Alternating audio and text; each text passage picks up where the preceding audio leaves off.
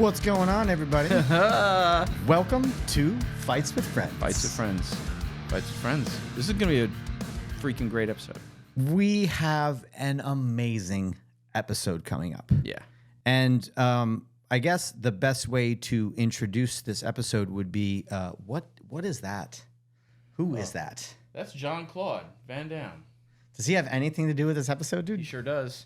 Pound of Flesh. Pound of Flesh, written by Joshua Todd James. Yes. Our friend, grappling buddy, training buddy. BJJ Black Belt, teacher, writer, novelist, just you name it. Writes for theater, film. Fuck that guy. He does like everything. I can't stand it. And it's all the things that I want to be good at. I know.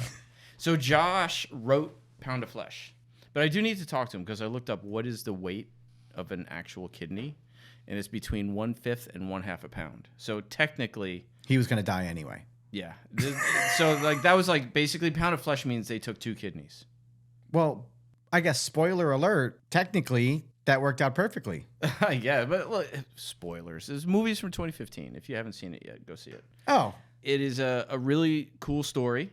Check the show notes. We're gonna start our conversation based in a bar fight with JCVD. And take it from there and see where it goes with Josh. We do a real deep dive into Josh's process, his writing process. And it's pretty amazing. Yeah. I mean, Josh is a pretty involved guy in the way that he writes visually, with the way that he trains and the way that he fights and the way he sees martial arts. It's really, really an amazing process. It's pretty cool because he is a trained martial artist from childhood. That shows in his writing. Like, we don't get the script that says fight happens here. We get a very detailed description of what happens. It wouldn't surprise me if he could base and write an entire script off of a fight he thought of. He probably, yeah, he probably could. Yeah. I bet you he could. So what's going on in your life, man?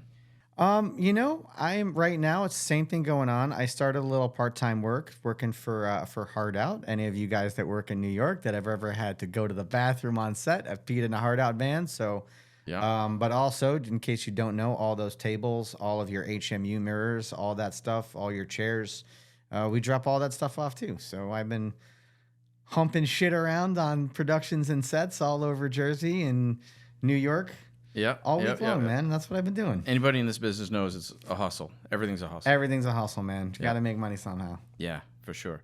I just coordinated an NYU thesis film, which was fun. A little boxing scene between a father and a son. You got some work on a show. We can't name it quite yet, but you got some work on a show like last week, right? I did. Yeah. I had a little stunt work. Nothing too crazy. Got some stuff spilled on me, but it was pretty fun. I got to meet Adam Arkin.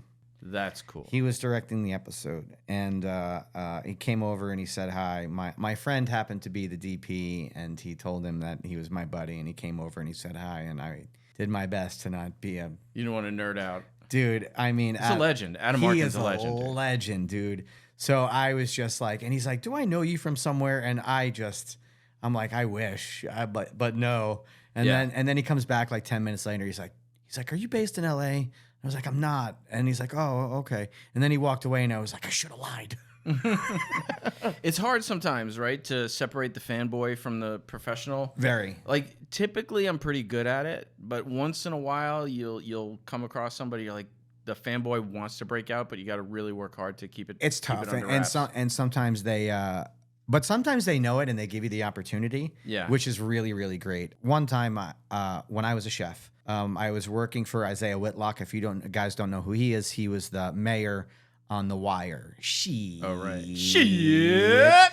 So he used to be a regular in the restaurant I was a chef at. And when I say regular, I mean when he was in town 4 or 5 nights a week, he would come in and I would cook for him. Right.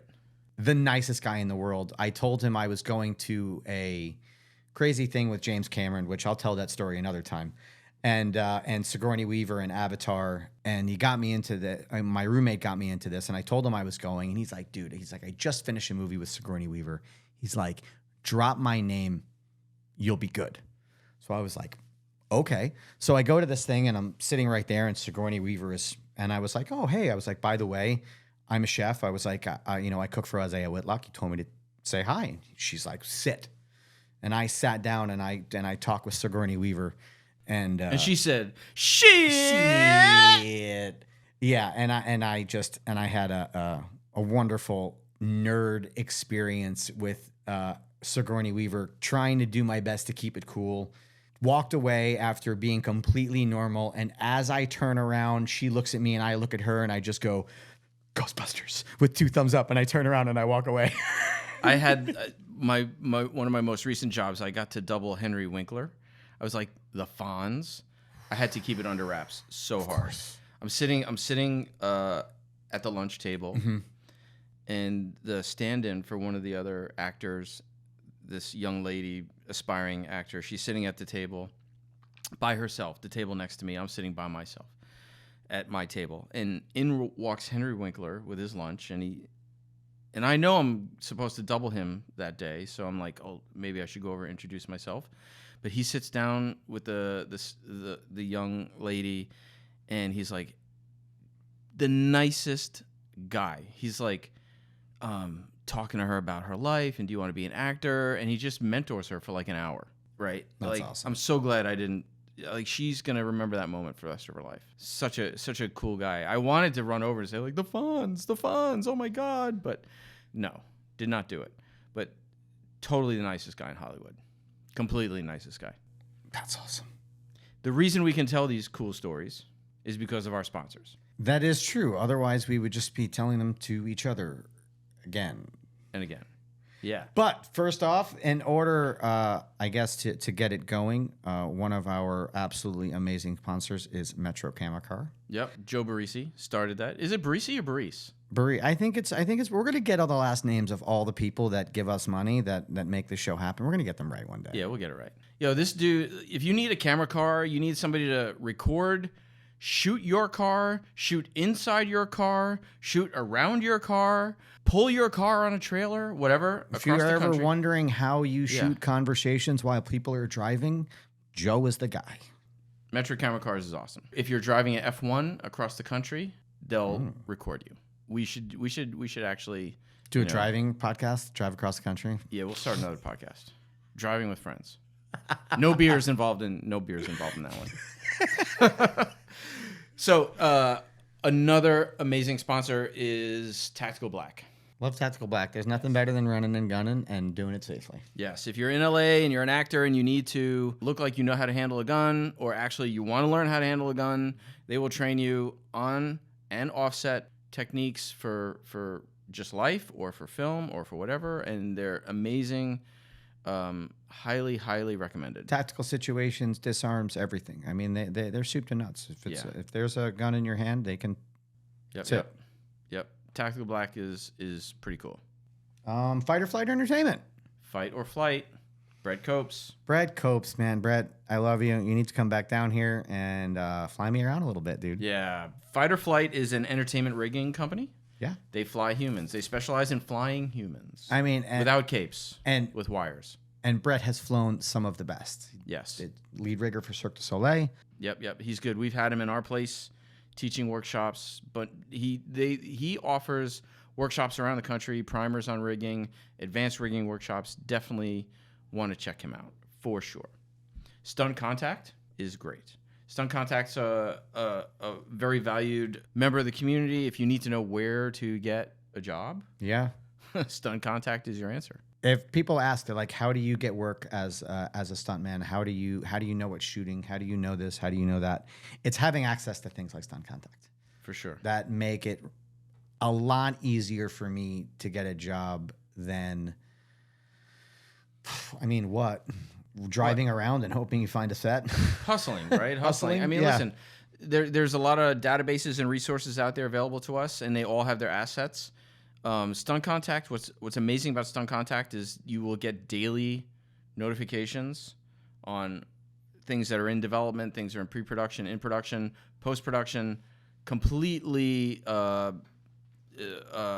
very detailed breakdowns, right? Plus with an area on their website to make notes. If you submitted to these people already, any responses you had, you can make notes. And they also sponsor the Pay It Forward series in LA, which is where the veteran stunt coordinators will speak to all the up-and-coming folks and give them words of wisdom and advice and teach them and stuff. That's awesome. Yeah. So Stunt Contact's great. So thank you to all our sponsors. And now, without further ado, we're going to bring in Joshua Todd James and bust his balls for about an hour. The one and only. Yeah, cool. All right, we'll see you there. So here we are. Joshua Todd James in the house. And not only in the house, but this is the first episode done here at Press Record Studios. So it's we're really nice. Totally psyched that we're christening this great place. Thanks for having me on. With you. Yeah, Thanks for having me on. Yeah, man. Thank you for coming down here, man. Yeah. Yeah, Well, I we mean, are- you know, we've known each other for a while. We've strangled each other. So Yes. Might have mentioned it in the intro, but Josh is a BJJ Black Belt. Longtime martial artist, right? Started with Taekwondo when you were... Started with karate actually at 11, Oh, okay. but then Taekwondo and then. But you're from Iowa. Yeah. How come you didn't wrestle? I know. I went to the one high school that had no wrestling program, but it was a very small school. I mean, by small, I mean there were 17 Like kids. short bus, small? No, but there were 17 kids in my graduating Really? class. Yeah, and less than 100 kids in the high school total. I think we only had like 300. I had 350 kids in my high school. It wasn't that Yeah, big. no, I mean it was really small. In fact, it doesn't exist anymore because it actually was joined with a couple other school districts. Really? But at the time, yeah, I played football and basketball and ran track and cross country, but there was no wrestling. I wish there had been because I would have loved it. So how did you get into the karate? There was at the community college about 30 miles away. There was a karate class that got offered, Shorin-ryu karate. I've actually been planning to write about this. I haven't gotten around to it. And my father was a huge Chuck Norris fan, and so he signed us all up. And it was the kind of karate where you're beating walls and doing hundreds and hundreds of knuckle push-ups. Like and, makiwara boards? yeah. Like all day. Yeah. We had one. Yeah. We had a makiwara Just board in my conditioning. backyard. Yeah. And Nice. I mean, I would never do that now because it's a quick trick to arthritis. All the things we feel now from doing that. Yeah. Yeah. At this age, but I mean, you know, we had the scabs on the knuckles, and Yep. they would scream at us. I think my brother's a year and a half younger, and he was in the class too, and they treated us like adults. They'd scream at us, and you know, we'd be doing push-ups, and if we got the count wrong, we had to start over, and the sensei would scream, "You're not fucking cattle. You're a human." Well, this is Iowa, so there's like farms. Yeah, there's fighting a lot and of cattle out there, fucking. so That's you like the need- 3 things you can do in So Iowa. stop treating me like I'm cattle. But it was quite the that started it, and then in college I got into taekwondo and judo, and then later orthodox boxing, Muay Thai, some eskrima, and a bunch of other things, and then past 15 years have been all BJJ and some sambo. Right. Where'd you learn that stuff? Yeah, where'd I learn that? But so it's the martial arts stuck with you. Did it stick with your brother, or was he in and out of it, or? He came back to it for a little while, but he's a musician, so cool. The fingers. So you're both creative, though. You both ended up in a... Yeah. He actually left high school early, graduated early to tour with a band. So he bought a car when he was 15, and he didn't even have a driver's license. Have you ever talked about having him do music for something you wrote? Yeah, we talked about it. We still chat about it. I mean, he plays 4 or 5 instruments, and so he's really good at it. I still push him, but I mean, I'm also not the guy saying you have to do that. It's his life. Yeah. If he learns 37 and a half more, he can be like Prince. He could.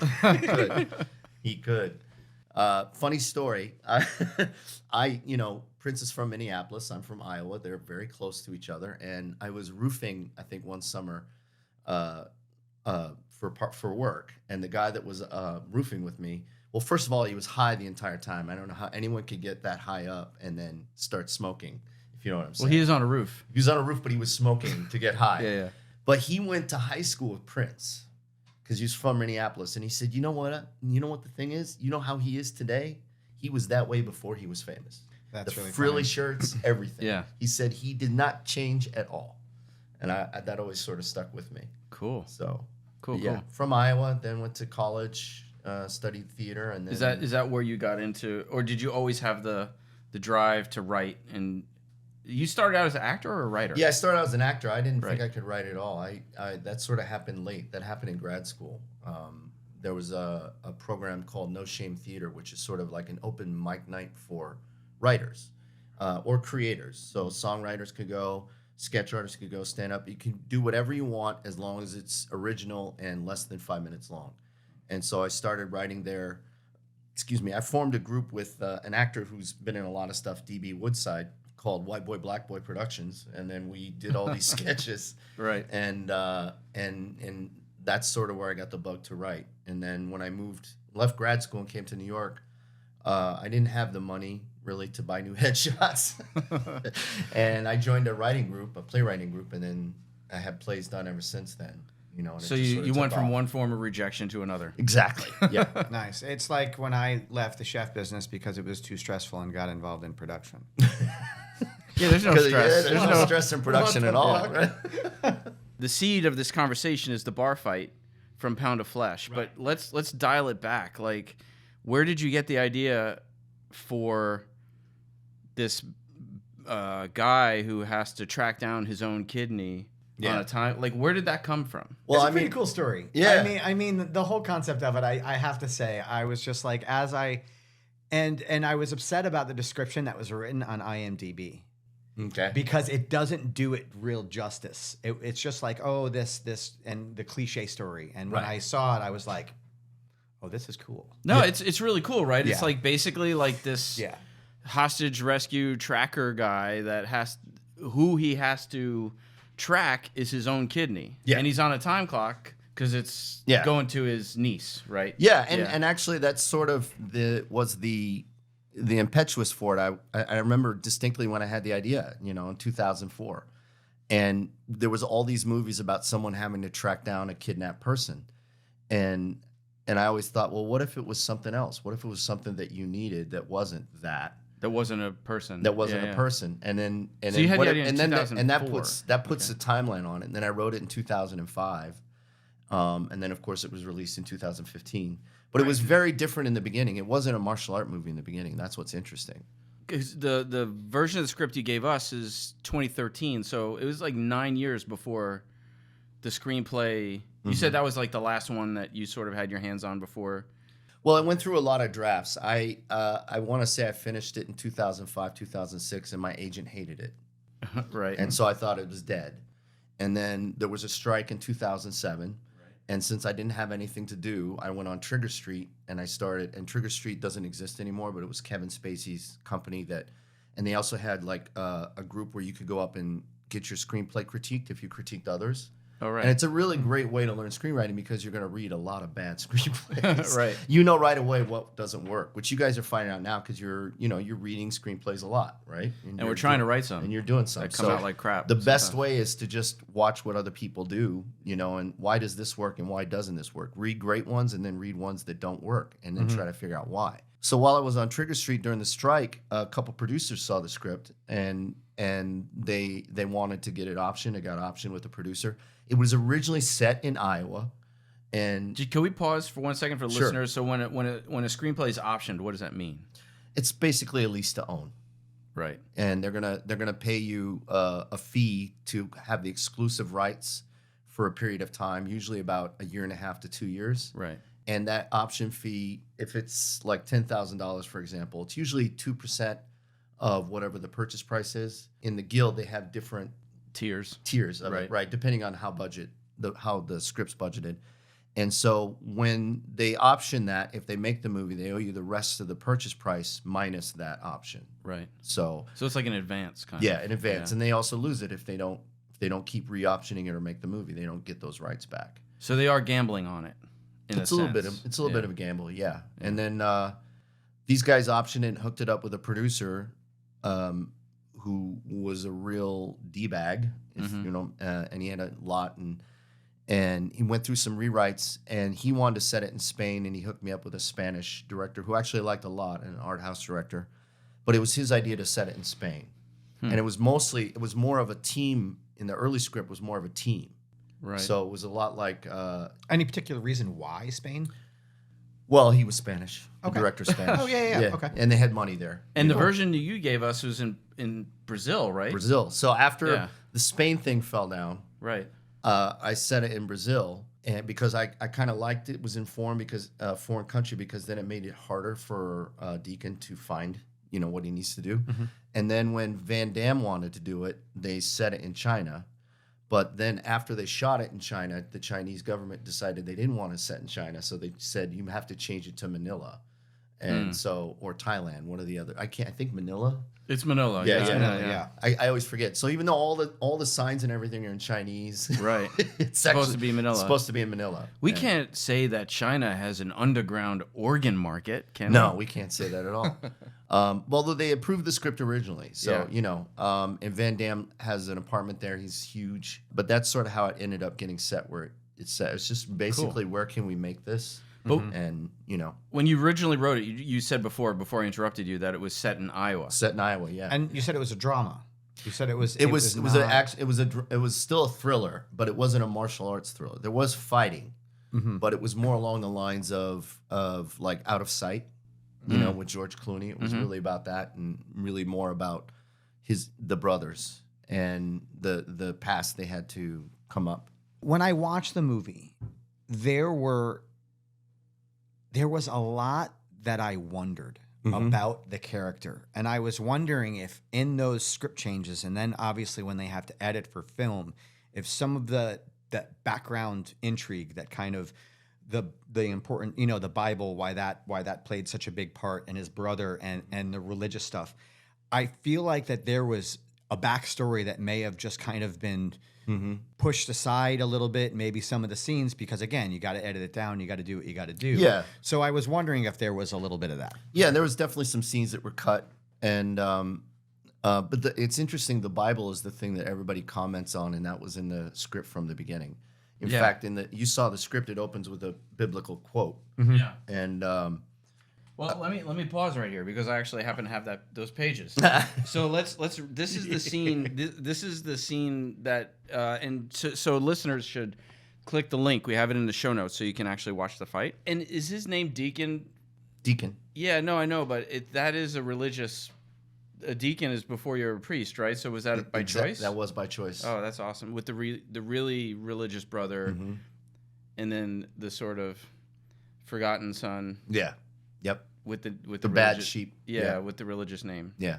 Interesting. Very interesting. So I'll just start here. A bouncer grabs Deacon by the shoulder, yanks. Deacon hits the bouncer on the nose with the Bible. His head snaps back. Blood sprays. Deacon swings again, backhanding him with the book. Puts him down on his ass. Stunned, the other bouncer runs for Deacon. Deacon sidesteps, uppercuts, catches the dude on the chin with the book, puts him down. Deacon grabs the bottle, pours the rum. Now, this part was not in the final cut. This was not in the final cut. Pours the rum out over the bar. Bottle doesn't move. He digs out a lighter, flicks the flame, lights the top of the bar on fire. Whoosh, people scream, running. A stampede for the exits. What do you think when you hear that? Hell. He's literally creating hell right there. I mean, they cut the fire because fire is expensive in filming. But yeah, I mean, the Bible is a point of, it's representative of, if you think about it, what is they each using it for? George is using it as an excuse not to do anything. Right. And Deacon's using it as a tool to get him what he wants, which is to save his niece, aka daughter, right? Right. As spoiler alert. And so it's a lot about faith in a sense, and what the crucial scene comes down, and here's why I give props to Van Damme. He loved the scene where they're arguing each other, and that we find out that he had an affair with his brother's wife, and he says, "You would give your life, but not your soul, to save your daughter." And to me, that's the essence of the movie. That's why I wanted to write it. Everybody wants to kill, or they want to sacrifice themselves, but they won't sacrifice their soul. Right. And I thought, well, I don't know what the answer to that is, and I kind of want to know. And then, of course, it came down to it where they ended up, flipping roles. Yes. In a sense. Yeah, because the brother ended up really enjoying killing people. Yeah, and once he got a taste for it, and shout out to John Salvitti, who was the fight choreographer on Pound of Flesh. He was very good, and because he always used that, he kept that bite. He recognized right away, and then he actually even made it dirtier in the actual scene. He did stunts in Blade too. Yeah, which means he worked with Manny. Yeah. And in the bar, just a side note, in the bar fight scene is Brahim Chaab. Yes, that's where I met Brahim. Yeah, who is the fight coordinator of Monkey Man that's just come out now. Yeah. By the way, who we're talking to him about being on a future episode. Yes. So. Oh yeah, Brahim. Yeah, I know Brahim. him and John really took the idea of them ripping the book open and poking out the eye, which is, again, I don't know if John knows, but that's very biblical in and of itself. If your eye offends you, pluck it out. Right. But I don't know. Well, John is Boston, so he's probably Irish Catholic. He's Italian Catholic, so probably he knows. I thought he did a really excellent job with the choreography. Chob's character was not in the screenplay. That's another story. And that was also this, and him, and the scene in the bar when he got stabbed in the neck was also the scene that kicked off everybody running instead of the fire. Right. Well, okay, here's where it gets a little off book, but I'm going to make this public for the first time. So, Heard it here first. yes, JC. If you say anything, we can always cut it No, out. it's okay. Yeah. I don't. It's public knowledge, and the director, Ernie, is the director. He would back me up on it. So, you call Van Damme JC. That's what everybody calls him. So, he has a number of sons that are in the business, and one of them is Chris Van Damme, and he wanted Chris to be in the movie, and so I wrote this part, which has a different name in the movie, but that basically became the Brahim's character. Right. I forget what they call him in the movie because I had a different name, and But he was sort of like this soldier bodyguard guy. and he had a whole backstory. He has no tongue, that's why he doesn't talk, and he's not supposed to die in the bar scene. He actually goes all through the movie, makes it to the end, and he has a really nice arc. But the problem is that Chris decided at the last moment he didn't want to do the movie for whatever reason. And sometimes, him and his dad, they feud. And, it's no... What father and son? It's don't do that. It's no secret that JC is bipolar. He's upfront about that. And, Right. And there's a roller coaster. And for whatever reason, Chris decided, just didn't show up. And then later on, he apologized. I think when he saw the movie, he says, yeah, I'm really sorry, because it would have worked. So... When they were there, they had this character and they had no one to play it. Oh. So they turned to Brahim, Right. That's and awesome. the only issue that I would have liked to make it all the way to the end. you Yeah. know? And again, knowing what he's capable of, another, hour and 20 minutes of Brahim would have been awesome. Yeah. I mean, it's crazy. That was 10 years ago. This Yeah. is Yeah. 2015. Yeah. They were shooting it in 2014, I imagine. Well, I And mean, so here's the reality too. We don't. You know this because you make movies, but I don't get paid till first day of principal, right? If the star doesn't show up, first day of principal doesn't happen. I don't get paid, and so when it's happening on the other side of the world, and you're like, please go, please show up, so I Right. get paid. But sometimes you don't know. There are cases where stars just decide at the last minute, I don't want to do this. So Now that you brought up getting paid, how does that actually work? So, I mean... right. not- So you not get trying to- optioned, and then Yeah, like not trying to skip the creative process, but no, it's fine. you finish it. Yeah, It's done. right. And then someone's like, ooh, I like this. Well, most of the time people are going, this is shit. Most of the time they're going to say, I don't like it. I had 2 agents tell me they didn't like the script. But I had people who were fans of it. And they always said, now it's a good book. I could always tell there's a fan because they would quote that line, now it's a good book. Why did they say it was shit? It was very gritty and bloody. And at the time, what was big in theaters was R-rated comedies. And this was a very gritty... So remember, I wrote And it that was like before right Taken around came when out. like Jim Carrey shit on Kick-Ass 2 and like all the active shooter, like everything was kind of really high. so option. You had a fan. You create fans, and that's like anything else. Like with your podcast, you people who like what you're doing, and word gets around. And so I think at the time I ended up firing my agent or she fired me. I don't recall. And then I got a professional gig. I got hired to adapt Down and Dirty Pictures, and when that happened, I didn't have an agent or a manager. I didn't have a lawyer either. That's how I met my lawyer, through that deal. And the lawyer is the most valuable part of the equation. And but you write the script and you just send it out. Like I said, getting it on Trigger Street was interesting because that was a public forum where you could download scripts if they looked interesting, if they liked it, and there are some. This is similar to the Blacklist. I was going to today. ask you, is that like the Blacklist? Yeah, it was kind of like the Blacklist in many ways, except there weren't hardly any pros there. But I'll tell you this. So just for Yeah. people listening, can you explain what the Blacklist is? Well, the Blacklist is 2 things. That's Not the weird TV thing. show. Yeah. with Oh, James now Spader. that's 3 things. Yeah. There's a blacklist that comes out every December, which is the top 100 unproduced screenplays, and it's voted on by a certain amount of executives, readers, people who read all the stuff.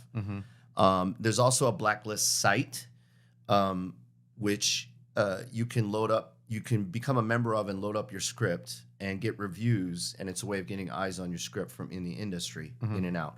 A good friend of mine, Scott Myers, who runs the blog Go Into the Story, he's the official blogger for the Blacklist, and Scott wrote K-9 and a bunch of other movies. He's a very, very good guy. And so you can do that, and you get it. And there's a new thing coming out that Shane Black started, which I'm blanking on the name of, which is very similar. Does that have anything to do with Christmas? No. No.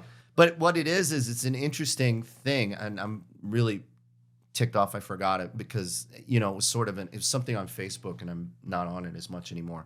But basically, you're going to pay a fee, and it's going to funnel through 5 or 6 different readers. So that's what I think makes it different, because it's such a subjective take, right?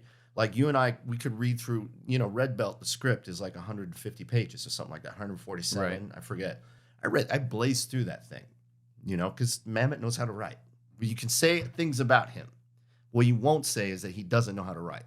He can write, and when you read, you just go, phoom. But there are people who are going to be utterly bored by this stuff about martial arts and Brazilian Jiu-Jitsu and, the things that he's talking about. And they're the wrong audience. And so there's certain movies that I'm the right guy for and certain fans.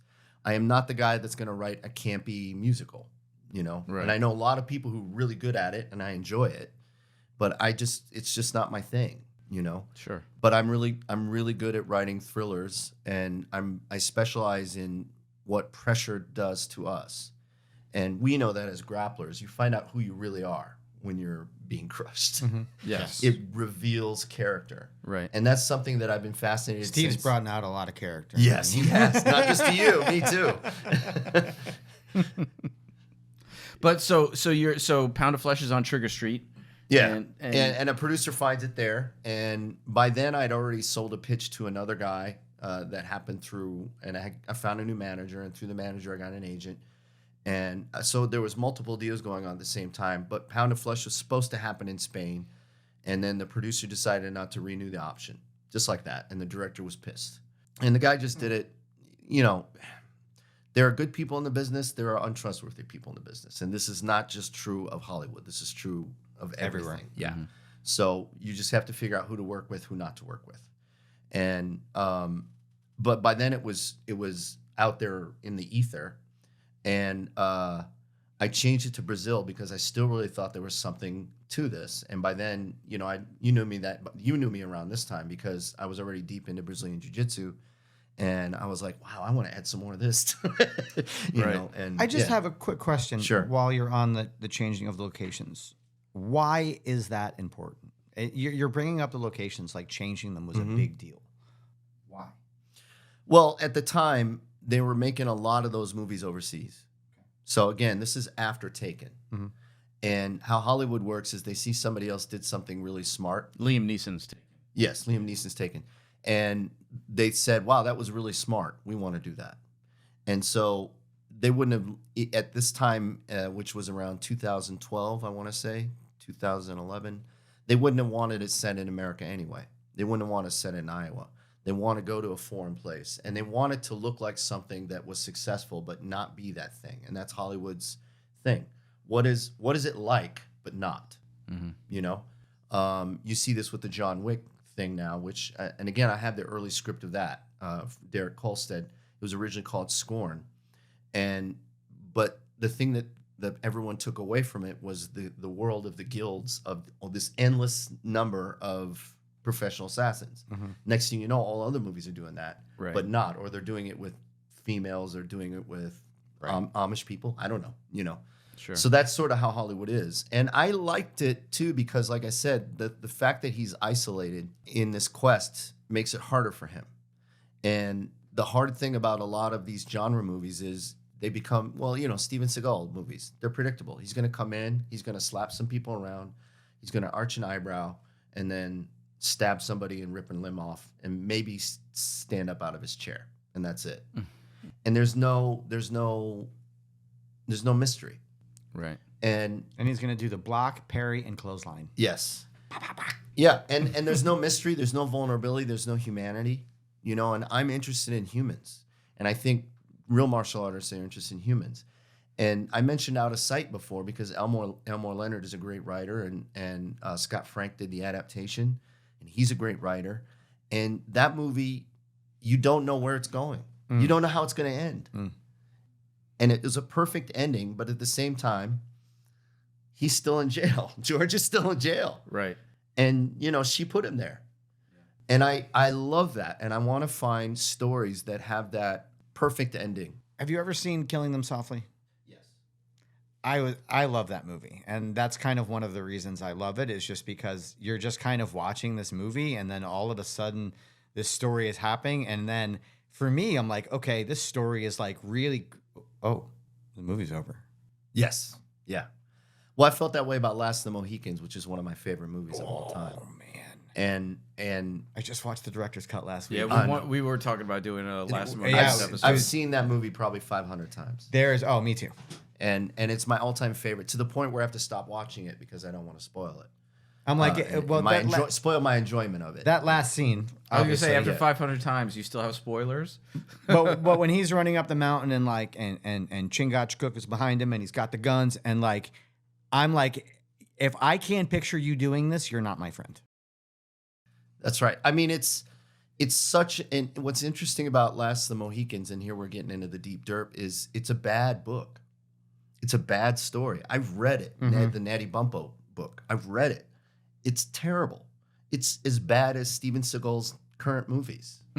Because he's literally Superman. He's invulnerable. But then he has no flaws, nothing. You put Michael Mann behind it too, who directed it, and you can't even get into like every movie that guy has made, whatever period is in, his tactical ability of know-how is fucking unfathomable. Like, how does he get it all so right? Well, here's what's interesting is that the script is based on the screenplay of a previous version, and they just kept improving it. So, like, I think he recognized, wow, they solved some problems I would have, and now let's solve the rest of them.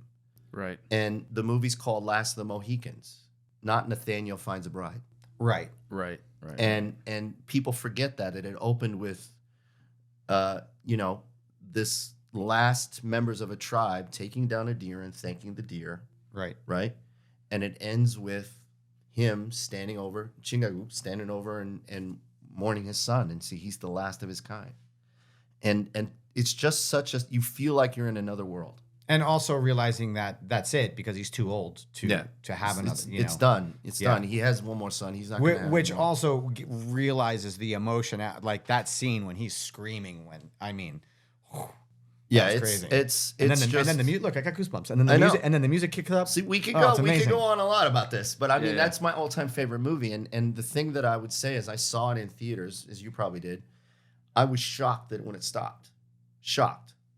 I was like, it can't be over, but the lights came up. Yeah, those are the best movies. Those when are you're the like, best Wait, no, movies. it's not over yet. It can't be over. Yeah. And I still watch that movie to this day to figure out how does it work when it turns left when so many other contemporary movies turn right. Like That's Titanic. a better way.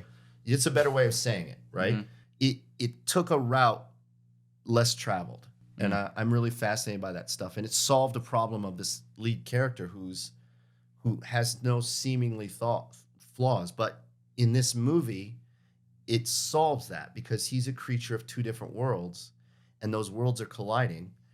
When I showed the attack on the what was the name when the Huron attack, I showed that in the acting class. Right. If you remember that I did for you that one time. That is such a great visual motif for what the movie is, a clash of worlds. And Nathaniel's running right through the middle of it, chasing the girl that he loves. And that's the movie. And I just really love that stuff.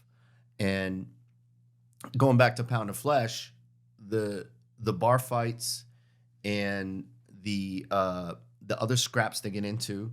There's another funny scene that got cut where they have to go into a strip club, and George has to get a lap dance from a naked lady in order to get the information. Yeah. It's in Yeah, the yeah. script, and they shot it, but then it got cut. But it was about the meaning of the worlds, and George never understood Deacon, and Deacon never understood George. But then they got into each other's shoes, and they kind of figured it out. And that's how the end, happened. And then, of course, he dies, which is, again, not common in a Van Damme movie. He had a great... I got to be honest with you. When I watched that, I was watching it with my wife. When he died, I was like, that was a good death. Good death. He went out like I wasn't like... It wasn't like a shitty... No. He died. I was like, oh, fuck. Yeah. All right, that was Yeah. good. Yeah. That was Yeah, good. Well, I mean, and that's sort of the subversion, because you don't expect the only famous guy in the movie, and no offense to everybody else in the movie, but he's really the only famous guy Right. He's at the time. Yeah, sure. And to die. And there are certain guys you just don't ever expect to die that don't. Like, like Seagal. Like, who is it? Like Vin Diesel. He's like, you can't lose a fight or something like that. And that's ridiculous. Or even, but what's really funny is I met Jim Brown and I talked to him for a little bit. And he said that even in his contracts, he always got the girl and he could never die. Yeah. Yeah. But when it's Jim Brown telling you, you're like, you're awesome. Yeah. You're awesome, dude. No, I like that. So you originally wrote it in Iowa. How much of this is based in your life? Like, I mean, we all put parts of ourselves in our stuff. Well, I definitely have Like a younger brother. you and your brother. Yeah, and I definitely have a younger brother, and I was definitely the black sheep. I mean, was it a religious? Did you grow up in a religious? Well, that's what's interesting. I was the religious one until college. Really? And yeah. Yeah. I mean, it's not to say that my brother's not religious, How religious? but he's just average religious. Right. He's not deacon. He's not the prodigal son returning. Right. And Right. I was pretty religious. I went to even a church affiliated college. That's to religious. study theater. Okay. That religious. That's religious. Yeah. But that's how I got this knowledge, and then in college when I, if you ever really want to keep your kid from getting too religious, send him to a religious school, 'cause that'll crack it right there. Sure. But I'll start writing movies about religious hitmen. yes. I some of it, my brother is a bit of a prodigy, and so there was some scrapes going up, but we didn't have the relationship like that. No, I mean, that was just all imagined.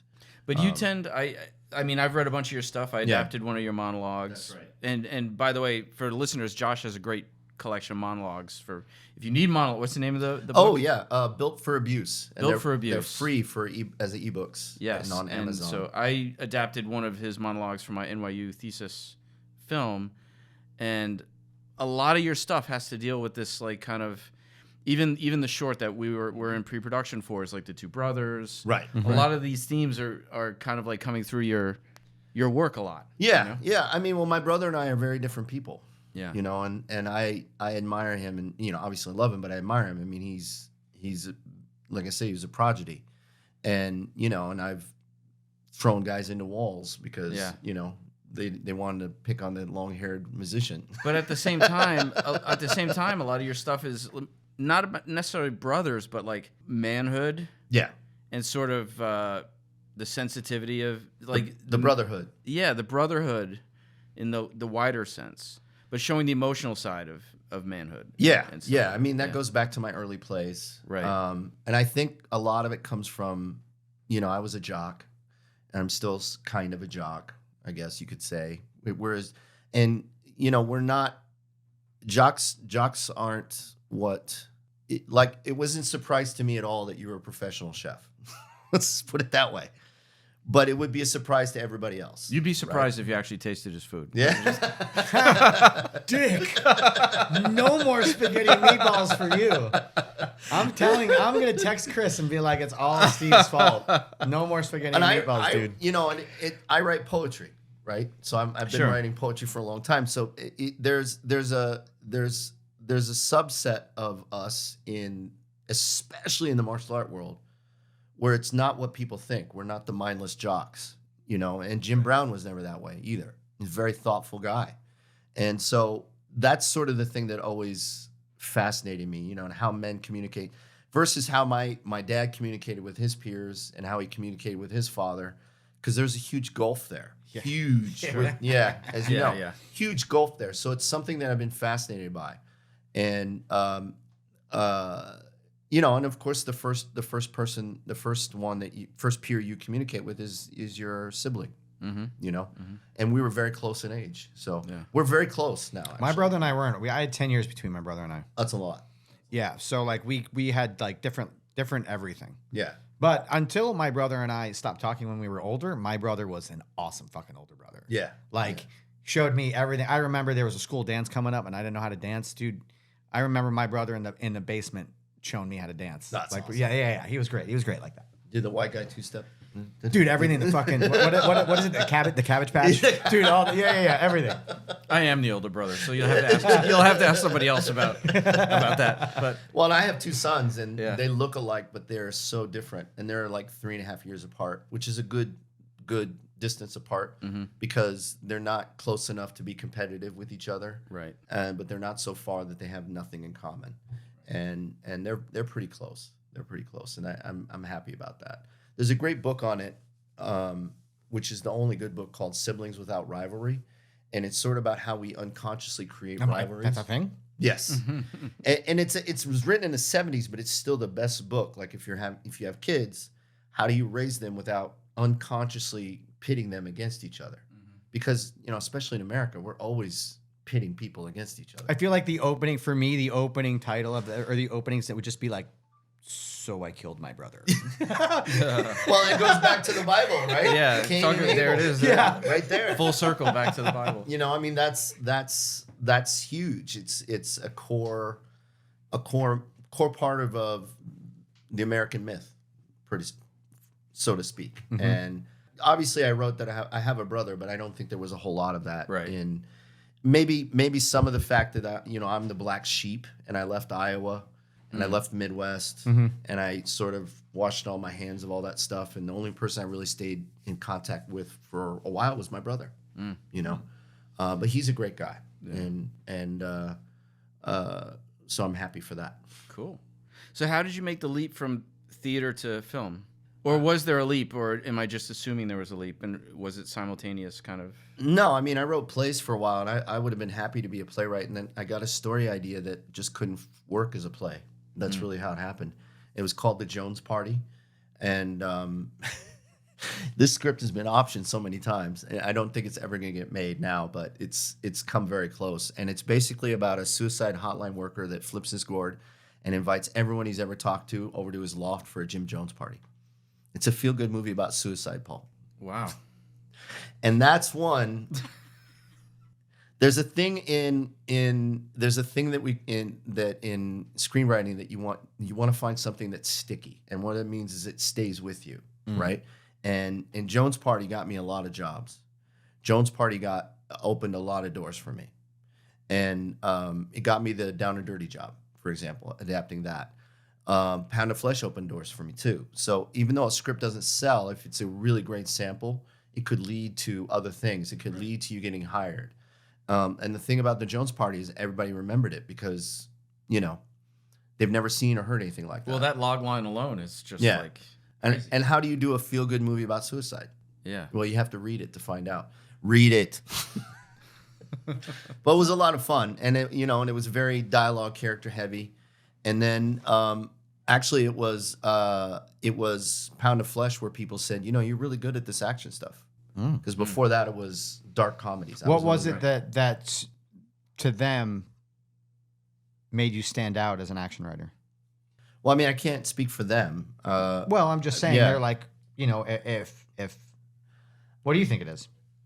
I think that action shows character. And the thing that really irritates me in movies is when people fight just to have a fight scene. Yeah. I mean, I know you guys hate that. I hate it. And to me, It has to tell the story. it has to show us something about the people involved. It has to show something about the world. It has to show us something about ourselves if you're watching it. And so every scene in Pound of Flesh, every action scene There's a lot of has emotion a in every purpose. scene. Yeah, there's a lot of emotion in every scene. There's no fight scene that doesn't happen unless it needs to. In fact, the opening fight scene in the movie, they added to it. With Darren. Because it was with Darren. It was originally just he goes in and catches the fists and slaps him, and that's it. Yeah. It's because I Want a Deacon does not fuck around, Right. right? But since it was Van Damme and you had Darren, great guy. Great guy. That's a shame about him. I talked to him quite a bit, So he was really a great guy. Yeah, you Darren guys played had a the pretty, bad guy in Pound of Flesh.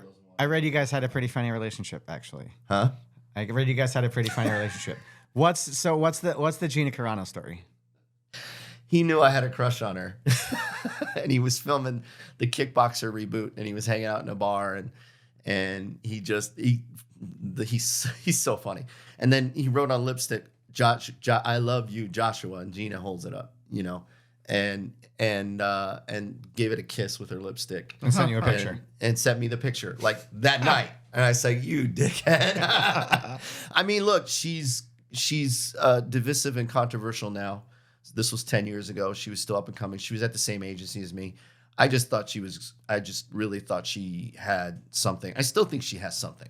She has a charisma, and she could have gone a lot farther if she had wanted to, but she didn't want to. So, sure. And that's what happens. But I had a crush on her, and Darren knew that. That's really fun. Yeah, he's a funny guy. But going back to it, I was like, I don't believe in writing an action scene for action. That's it. I want to know something. I want to feel something that happens. And I've been told to write action scenes for no reasons. That happens, and you have to figure out a way to make it work. And we were talking about in the last episode, sometimes as a performer, you'll get the sides or the script, and there's dialogue, and then it just says, fight happens here. Yeah. And then there's more dialogue. But in your case, you are a fighter in real life. Yeah. So your fight scene is many pages long with lots of very specific description. Yeah. I break it down like I'm directing it. And they always say don't direct on the page. And I'm always like, hey, until you pay me, I'm the director. It's funny. And it wasn't really a fight. There was a fight involved, but Steve and I are writing something. Mm-hmm. And we wrote the kind of storyline, I guess you could say, a very long time ago. Yeah. And we came back to finally writing the scene. And we're sitting there and we're just taking from the storyline, and we're just like, wow, we really went into it on this. Like we really, like we don't have to do anything. Well, we just all envisioned this. Like both of our visions just like came out in the word, like, and it was just like, and when we read it back, I was like, oh, this was exactly what we were thinking. Yeah. Yeah. Like, wow. Like, so we essentially wrote a short story, like paragraphs, but so what's your process? Well, I try to see the movie in my mind. Yeah. I want to see it, and I want it to be perfect, and so I break it down. Each line is a shot. So if I don't do blocks unless it's one shot, right? So if there's a cut or if there's a focus, so hand grabs, that's a shot. That's one line, and like I said, I want it to be very specific, and I also want it to be very personal to the character, and I just really. You have to figure out what do they want. The best fight scene in the history is Indiana Jones and Raiders of the Lost Ark. Indiana Jones, boom. And it was just because, he was sick that day. Mm-hmm. Mm-hmm. But it was such a great thing because, like, why don't I just shoot him? And, like, yeah, why don't you guys just shoot him? You know? And so I've always taken that from my temple. What's the most efficient way of telling the story? Mm-hmm. And so when I'm working on something, I want efficiency. That's what I want. I want to get to the good stuff as efficiently as possible. And there's some movies where like, okay, these two characters meet and they're going to have a fight. Well, all they have to do is talk. Let's just let them talk. Well, I feel that when I was actually watching Pound of Flesh, that bar fight scene became the him walking in there with the Bible. As the movie went on, that started making so much more sense. Yeah. As opposed to when it happened, I was like, I get it. I was like, but this is a very drastic and dramatic. And then I'm like, oh, wow, that made so much sense. Well, even when he left the hotel room and took the Bible, I'm yes. like, why is he taking the Bible? Yeah. No, he knew what he was going to use it for. And then even when it happened in the bar, like just like you said, I was like, there's glasses, there's all these things around here. I was like, why the Bible? And then as the movie went on, I was like, that was great. Yeah. That was great. And he didn't know. He didn't know where he was going to go, and he says, okay, I don't have anything, so I'll take this. Yeah, that was great. And it was great. There was that great line. His brother was like upset about him using the Bible. Yeah. He's like, there's enough blood spilled in this thing. How about some blood spilled on it? Yeah. Right? That's right. I forgot about that. He goes, now it's a good book. Maybe I've missed the boat on this happening before. I know the we're going to make it. We're not going to make it. We're going to make it. We're not going to make it. Yes, we are. And then they crash, right? There was that scene in the movie, but they stopped right before. And he's like, no, you're right. We weren't going to make it. Yeah. I was like, what a great spin on that. Yeah. Instead of just like a change on a cliche line afterwards, I was like, I don't think I've ever seen them stop. And also it's Deacon who's wrong. Yes. And that's what I'm like, Right. this is so different than you know what I mean? I was like, it looked like you were ready for your cliche. Yeah. And it was gonna, and then all of a sudden, and Yep. and I laughed out loud. I was like, I was not expecting that. That was Yeah. fucking great. And I think that's the key for writing and telling stories is to try to surprise people. Mm-hmm. And, you know, the things that surprise us today are going to be different than in 10 years. So, like, here's an example. When I saw Taken, I loved it, obviously, and I got the script. I had to read through it. Mm-hmm. And it's pretty interesting because I timed it. She doesn't get taken in the movie until minute 26, right? That's a long time. In a lot of the producers I know, so no, she's got to get going in the first 10 minutes. Yeah. But the movie's about him reconnecting with his daughter. Right. So you need that. And in the script, it's actually 36 pages. They cut stuff. So it's even longer. And the script is 90 pages. Oh, interesting. But what I So remember... for listeners, like it's estimated a page a minute, Yeah, basically. yeah, you want to guess about that, and it sort of depends. But yeah, page a minute is a good rule of thumb. But one thing I know when I saw it in the movie theaters is here's this guy, an ex special forces guy, right? And he has all these friends that he plays poker with that are also bodyguards. His daughter gets taken, and they give him some information. They just go, "Good luck." They don't go with him, you know. And I was like, but of course, that's what they would do in real life. How much say do you have, or I guess this is changes from film to film, but so with this director, you're the writer, do they ever come back to you? Sometimes. Or is it just like we got your shit, now get the fuck out of here? Mostly it's that. Did they Yeah. did they ever bring in their own writers to finish something? Oh, yeah. Yeah. Right. Oh, yeah. Okay. Oh, yeah. Interesting. I mean, Well, you I've- do that. You're a script doctor, Yeah, I mean, I've been replaced by friends, So now, and I've replaced a friend. right? You know, so it does happen. I mean, you know, look, you got to go back to what Charlie Sheen says about hookers. You don't pay him to stay. You pay him to leave. go. And that's how people feel about screenwriters. So, Right. you know, I had a movie shot earlier this year. I always thought he said, "God gave me lemons, so I fucked them and got lemonades." He might have said that too. Fucked them and gave them lemonades. I mean, I had a film shot which Right. comes out this September on Hulu. It's called Take Cover. It's starring Scott Atkins and Alice Eve. And I haven't seen anything of it. Right. You know, and I'm close with the director. I like him a lot. But I mean, I don't, Right. you know, once they get into production, the last thing they want is some writer, you know, Right. hanging around asking dumb questions. Sure. Like, what is that? Yeah. But you know, I mean, it's just par for the course. Also, my work is done. I do think it's better to have a writer on set, and they do it on bigger pictures. Sure. Because sometimes you need to tweak things. Sure. But So, at what point do you get hired to write? So now, like a lot of this, we've been talking about something you write, Mm-hmm. and then waiting for someone to come and take that from you. Right. What about someone that wants you to write something? When does that come about? And how Well- did that come about? Because you mentioned it happened. You replaced somebody. Yeah. I mean, I've been hired to write a few things. There's some movies that played in theaters that I didn't get credit for that I wrote on, and there's some movies I worked on that I didn't that didn't get made. I did Philip Ree, who did the Best of the Best series, was going to reboot it and call Best of the Best, something about the younger generation, and Right. I did like 4 or 5 drafts of that, and I really liked it. I really liked working with Philip. I'm still in touch with Philip today.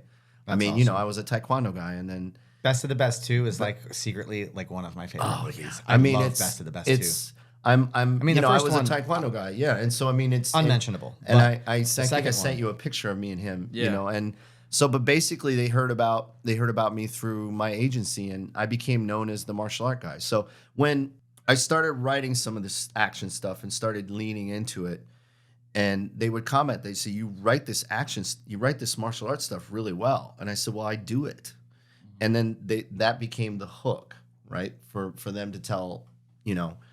So I met, you know, that's how I met Jean-Claude Van Damme. And I met Jean-Claude Van Damme because he wanted to hire a writer to do something. And when we talked about that project, a director friend who worked with him said, why didn't you send him Pound of Flesh? He's perfect for it. And that's how that happened. Let me read something. Sure. I'm just gonna put on my old man glasses right here. Okay. So Josh has a Substack if you want to read some of his writings. But I'm gonna read this.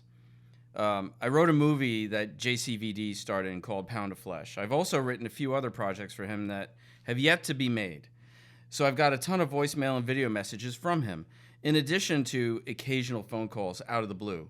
It's a surreal experience to have a guy you once had posters of decorating your college dorm call you. But then, that's the biz. JC is unique and eccentric man. Conversations with him cannot truly be described, only experienced. What follows may have or have not happened per se, but it's true to the spirit of the JCVD interactions. Consider this fiction with a dose of the real, and you can decide for yourself which is which. Myself, I ain't saying, except where specifically noted. So Josh on his Substack has a series of essays, writings, Conversations with Van Damme. Conversations with Van Damme, which you must read. That's awesome. The link will be in the show notes to Josh's Substack. I've only put up 4 of them. I'm working on a 5th, but I have literally. I could show you my phone. I have like. So I love the one where he's like, 30 "Where's the videos. script? I need the script." Yeah. I gotta That's real. ask. That was true. That was true. What you heard it posters here did you first. have in your room? Bloodsport. Bloodsport. Lionheart. Is that your favorite? Like, what was your first introduction to Van Damme? Was it Bloodsport? Yeah. No, Okay. actually, no. No retreat, no Kickboxer. surrender. No Retreat, No Surrender. I actually what about saw you? no retreat, no surrender in the theater. Well, that's awesome. Really? Yeah, You me get a and pound my for that. roommate. No, That's- me, you it was get like a pound it was for like that. with Me and my Dennis roommate. Dennis There was Alexio. nobody with else. it was Kickboxer, right? Dennis Alexio was the brother who ended up in the wheelchair. Yes. That was my first introduction. For Yeah. me, my brother and my father got me into Shokasugi. And he was the bad guy in Black Eagle. Black Eagle, yeah. So Black Eagle was the first movie I ever saw Van Damme in when he played the bad guy. And Yeah. Shokasugi was the good guy. So like when I first, all of us, that was the only thing I've ever seen them be the bad guy in. And then he was the hero. So I was Yeah. like, He was also the original Predator. Yep. in Predator. yes, before he quit. But he was the bad Yeah. guy in No Retreat, No Surrender. And Shane Black Yep. wrote and then acted Started in it, and yeah. helped. He helped do a lot of. Yeah, you can with see Predator. footage of Van Damme as the Predator on If you go YouTube. back and you look during the date of when Predator was written, did he rewrite it to be Christmas? But is it the Christmas he time in the Oh, jungle? no. Are we starting that? if you Is go Predator back and a you look, Christmas movie? Is Predator Guys, somehow shot during Christmas Shane time in the Black's a jungle? Facebook friend. He's a genius. I love him. No, I just love how just somehow I didn't realize how many Shane Black movies I loved that had a Christmas theme. Yeah. Yeah, It's- he's fascinated by it. I mean, and there's certain things that come out. But not shitty Christmas themes. Like he no. makes Christmas awesome. No, we have to start a thing though. Yeah. We have to start a Is Predator Christmas movie. Yeah. Like, hashtag Is Predator. Everybody listening now, start it. Hashtag Is Predator a Christmas movie? And why not? Why not? Why not? Speaking of Predator, you met Carl Weathers. Mm-hmm. Did you work with him or No, he was at the premiere of the movie. The Pound of Flesh What premiere. a great guy. And Yeah. and it's interesting because there's a few pictures of me and him. And when we got in for the selfie and the director's taking the picture, he starts doing what he did at the end of Rocky 3. He's like, come on now, look out now, look out. And I start busting out laughing. Right. Just the nicest guy. Right. Just really a great guy. I was sitting behind Charlie Sheen at the premiere because Charlie Sheen and Jean-Claude are JC are buds, Oh, okay. Cool. which makes sense. You know, we'll let They're both you free listeners spirits. can figure that one out. they're for free yourself. spirits, both of them. Let's put it that way.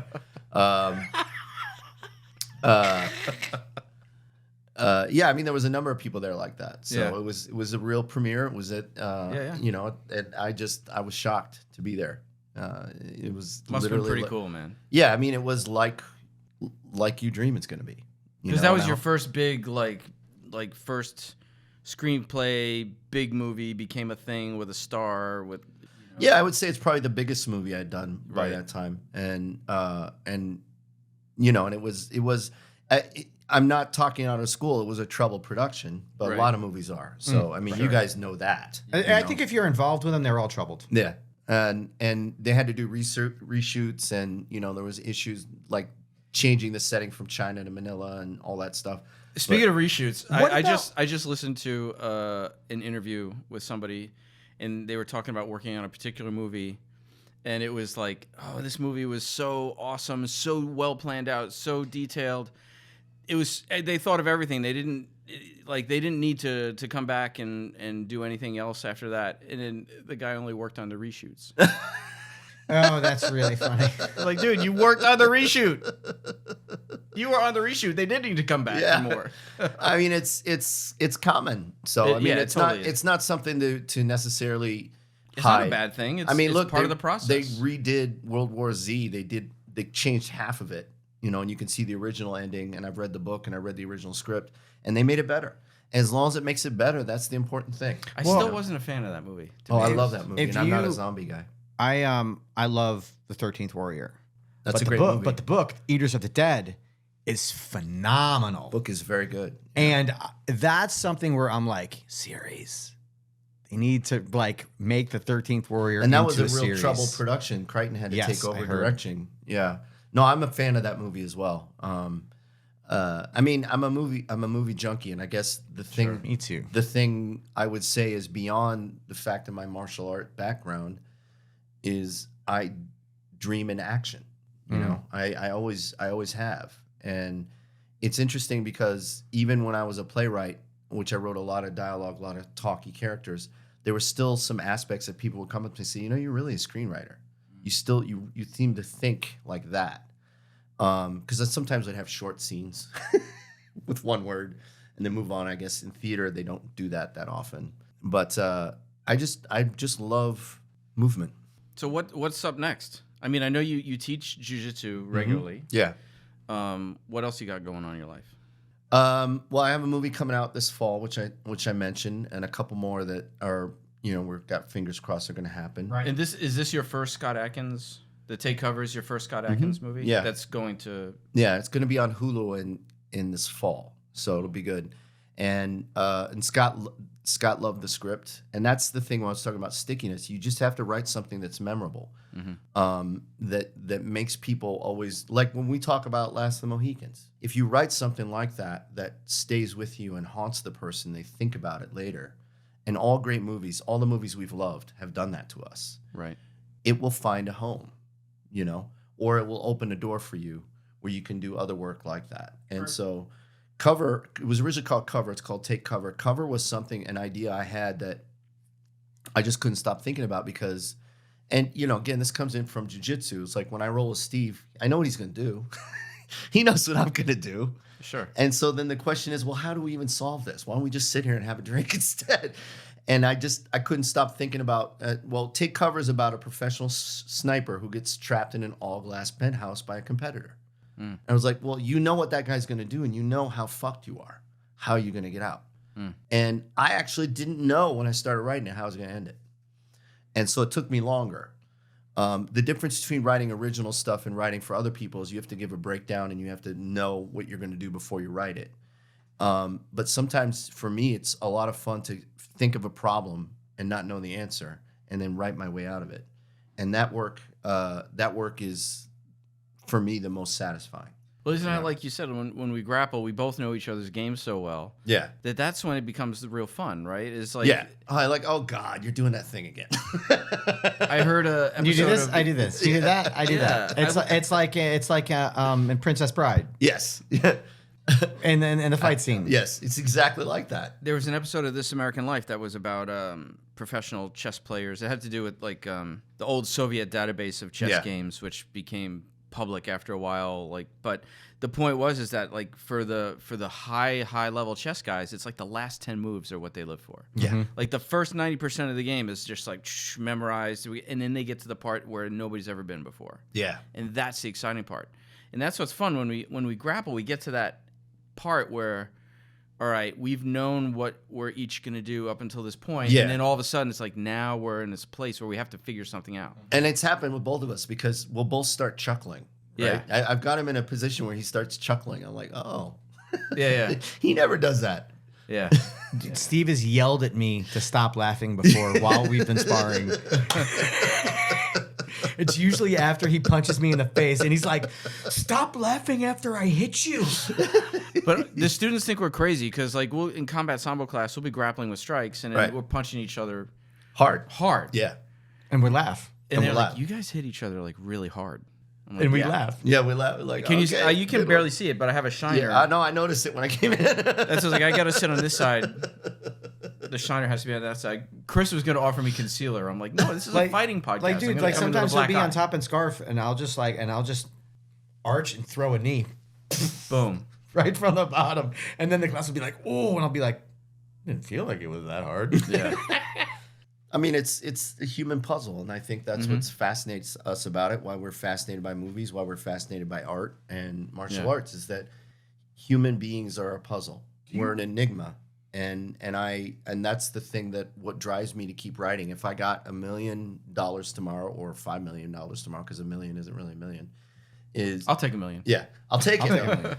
But I mean, I wouldn't do anything differently. Mm-hmm. Well, watching all of your things that you've got written get made, do you want to? Is there something that you want to direct and that you've written because there's just a certain vision that it has to be this? 'Cause And you've you're directed- not, and you're not going to let anybody see this because you don't want this to get away from you. Because you've directed theater. Yeah. You haven't directed film yet. No, and it's something that I've been struggling with as we talked before. Is like Right. I want to do it, but I also want to do it right. Yeah. And so, you know, there's a learning curve that I want to try to cut ahead of. And it's sort of like if you started grappling now and you never grappled, but you knew what you knew, you'd skip a lot of steps.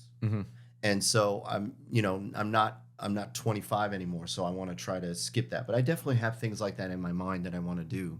But the big thing lately has been the books. I enjoy writing fiction a lot, and I grew up reading more before movies. Yeah. So, Tell us about your book series.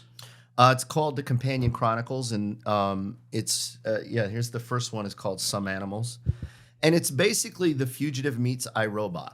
So it's about a synthetic companion who's not allowed to harm humans, but he's falsely accused of killing his primary, his adopted mother, and he's forced to go on the run.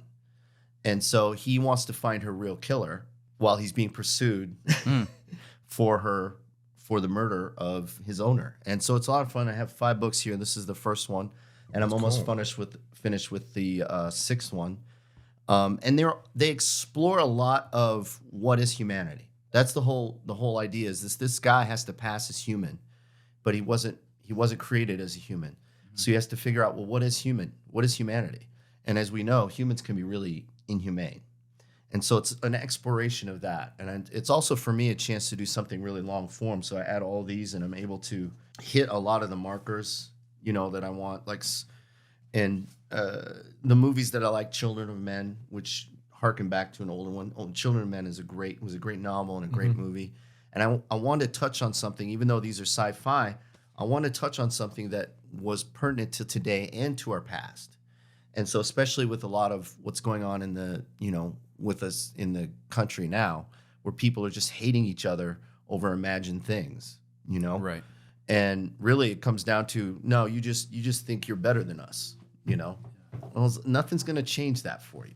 You have to change that. So My wife watches Desperate Housewives. No, The Housewives of Beverly Hills. Yeah, I'm like, yeah. that is literally, that's what they do. They fight over invisible things. invisible things. They fight over invisible things that don't exist. Yeah, and to guys like us, it seems ridiculous. Right. It's ridiculous. Because if we're gonna fight, it's got to be a real ridiculous. thing, right? Yes. And even somebody was talking some smack when I was, you know how it is. You walk down the street, and somebody decides to say something, and you just you look at them and go, dude, this is not worth it for you, for you. And it's such a different perspective, Yeah. But the books are. I'm also got another novel out that they're shopping, but I love writing fiction because I grew up reading this stuff, and also it's a chance for me to write ideas that I don't think quite work as a movie, because a movie has to have a certain length and a certain feel. A movie has a pace. certain pace and a certain weight to it. That being said, some of our favorite stuff, well, you guys both did Punisher. They couldn't be movies, but there was some great fucking television, man. Still great stuff happening. And so these are basically my own TV series as a book, because I'm like, and I originally had pitched it as a TV series, and just didn't get any traction. Like, well, I don't want it to die. I really like these guys. I'm really fascinated by who this character Jacob is and how he's going to get out of it. And that's essentially... Another religious name. Yeah, definitely. But essentially, he gets into a jam in every one of these things, and Like, I have to write... I'm like, my brothers, me, my dad, Mark, John, and Paul. And I'm like, actually, my first name's Matthew, so... Wow. His sister's Ringo. The cute one. Yeah. So listen, tell everybody how they can follow you, where if they want to read your stuff and if they want to keep it up Well, with the what books you're are doing. on sale online, Amazon or Barnes & Noble, wherever you get these books. And we'll link your website and your Substack and all that stuff. Yeah, if you link to the Substack, you'll have information there. And then I'm going to post more when the movies come. When I have the trailer for the movie, they don't have a trailer for Take Cover yet. But I'll post that on my Substack, and then hopefully it'll make the rounds. Yeah. But yeah, I'm pretty accessible that way online. I'm online a lot. So Yeah. writers spend all day online waiting for someone to text you. Yeah. Ever since I left Twitter, are you still on there? Are you still on I still X have it, but I or still don't X really, or whatever the site formerly known as Twitter? Yeah, I mean, I'm still on it, but I'm not on it, if that Yeah. makes sense. Yeah, I don't yeah. think I've tweeted anything in forever. Yeah. So, Because Is you it used to be still pretty called active in tweeting? there. huh? Is this still called tweeting? I'm calling it tweeting until he pays me enough not to. Yeah. I deleted my account when it became Xting. Yeah, Xting? I probably Whatever. should. I'll Texting? probably end up doing the same, but Sexting? I kind of enjoy watching Rome burn right now, and it really is burning out. But yes, some of my favorite writers. It used to be a really great place where you can meet some of the best, like David Simon.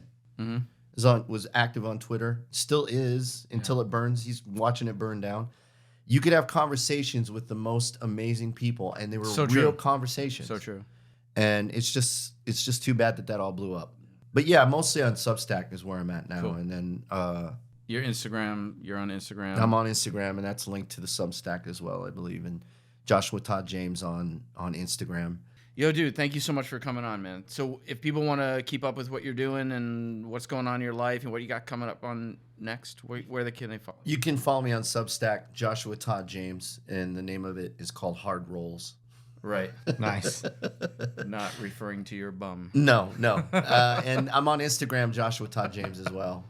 And man. there's an author page and so on and so forth. Cool. I have a website, but it's getting redone. Oh, okay. Do you want us to link that one? Oh, we'll link it, and then you can have a under construction. Yeah. They put Cool. being renovated. Yeah. So you're awesome. Thank you so much for coming No, by thanks for and having being me. the first in-person guest Right? at Press Record Studios. this is awesome, dude. I Dude, love it. we enjoyed going down the rabbit hole with you, man. It was a lot of fun. Yeah, We're gonna have to talk more about movies another time because I bring can it back. go. Bring Yeah, it back. Season 2. yeah, After Take Cover's been out. yeah. I'd love that. I'd love that because that's a very interesting tale. And I'm how that whole thing came about. It's fascinating. Cool. Can't really talk about it yet until the No, movie comes out, we'll yeah. wait. But that's a future episode. Wait. Dude, screw this guy. We can hang out and just talk everything last little Mohicans. Big head. See this pop? Yep. This is actually accurate. It's like to life. Size to life. He's like, put it back on the hand grenade. Put it back. Put it back, man. This is a special stand. It's right, got to be cool. perfect. Yo. See you on the flip. See you on the mats. See you on the mats. Yeah. Yep. Boom. Boom. Fights with Friends is brought to you by Breakfall Studios and Press Record Studios. Executive producers Stephen Koepfer, Paul Varacchi, and Thiago Benedetti. Produced by Matthew Kaplowitz, Richard Butler, and Corey Gums. Associate producers Becca G.T. and Jared DeCrose. Our video editor is Matthew Kaplowitz. Original music by Aru Luster.